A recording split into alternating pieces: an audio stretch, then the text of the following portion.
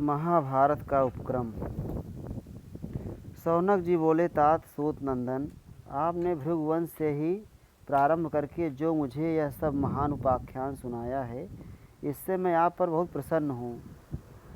सूत पुत्र, अब मैं पुनः आपसे यह कहना चाहता हूँ कि भगवान व्यास ने जो कथाएँ कही हैं, उनका मुझसे यथावत वर्णन कीजिए। जिसका पार होना कठिन था, ऐसे सर्पयज्ञ में आए हुए महात्माओं एवं सभासदों को जब यज्ञ कर्म से अवकाश मिलता था, उस समय उनमें जिन जिन विषयों को लेकर जो जो विचित्र कथाएं होती थीं, उन सब का आपके मुख से हम यथार्थ वर्णन सुनना चाहते हैं। सूत नंदन, आप हमसे अवश्य कहें। उग्रश्रवा जी ने कहा, शौनक, यज्ञ कर्म से अवकाश मिलने पर अन्य ब्राह्मण तो वेदों की कथाएं कहते थे, परंतु व्यास देव जी अति विचित्र महाभारत की कथा सुनाया करते थे। शौनक जी बोले, सूत नंदन, महाभारत नामक इतिहास तो पांडवों के यश का विस्तार करने वाला है। सर्पयज्ञ के विभिन्न कर्मों के बीच में अवकाश मिलने पर जब राजा जन्मेजय प्रश्न करते, तब श्री कृष्ण द्वैपायन व्यास जी उन्हें विधिपूर्वक महाभारत की कथा सुनाते थे।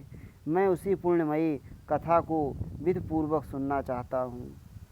यह कथा पवित्र अंतःकरण वाले महर्षि वेद व्यास के हृदय रूपी समुद्र से प्रकट हुए सब प्रकार के शुभ विचार रूपी रत्नों से परिपूर्ण है। साध शिरोमणे, आप इस कथा को मुझे सुनाइए।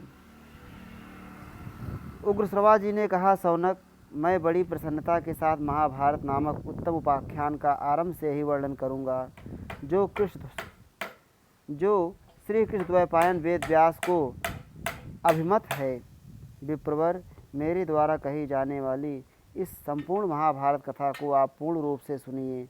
यह कथा सुनाते समय मुझे भी महान हर्ष प्राप्त होता है। इस श्री महाभारते आदि पर्वणि अंशावतरण पर्वणि कथा अनुबंधे एकोनषष्टितमो अध्याय। इस प्रकार श्री महाभारत आदि पर्व के अंतर्गत अंशावतरण पर्व में कथानुबंध विषयक 59वां अध्याय पूरा हुआ। श्री राधा वल्लभ लाल